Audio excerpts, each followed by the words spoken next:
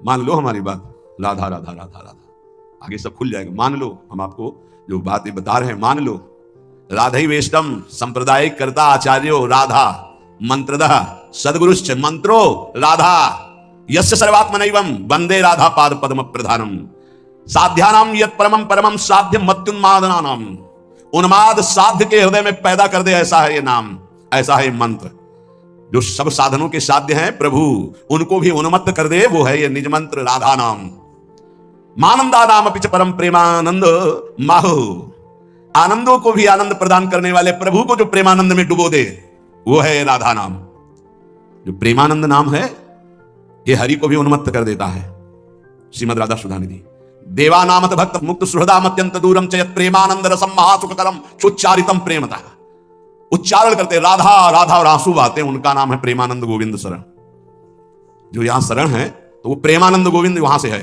देवानामत भक्त मुक्त सुहृदाम अत्यंत दूरम चयत प्रेमानंद रसम महासुखकरम। कौन? गोविंद। जो गोविंद प्रेमानंद में उन्मत्त होकर राधा राधा रटते हैं।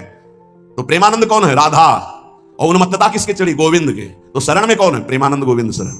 देवानामत भक्त मुक्त सुहृदाम अत्यंत दूरम चेत प्रेमानंद रसम महासुखकरम चोच्चारितम। ये आपको जो मिल रहा है राधा नाम, आपकी समझ में भी नहीं आ रहा है। श्री जी कृपा करें समझ में आ जाए। अत्यंत दुरूह, अत्यंत गूढ़, अत्यंत अमृत गरिष्ठ मिल रहा है। अगर पान कर पा जाओ तो निहाल हो जाओगे। आप कहते हो पुराणों में नहीं लिखा है। पुराण है राज दरबार की कानून, और यह है महल का कानून। आओ तुम्हें महल के ग्रंथों में दिखाएं अलग अलग।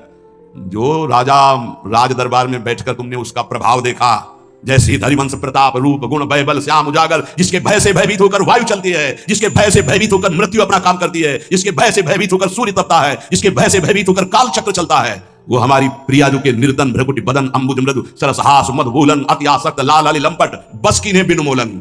जैसी हरिवंश प्रताप रूप गुण वैबल श्याम उजागर, जाकी भ्रू विलास बस पसुरी दिनविधि की तरह सागर। देखो माई सुंदरता की सीमा। कैसे तुम जानोगे?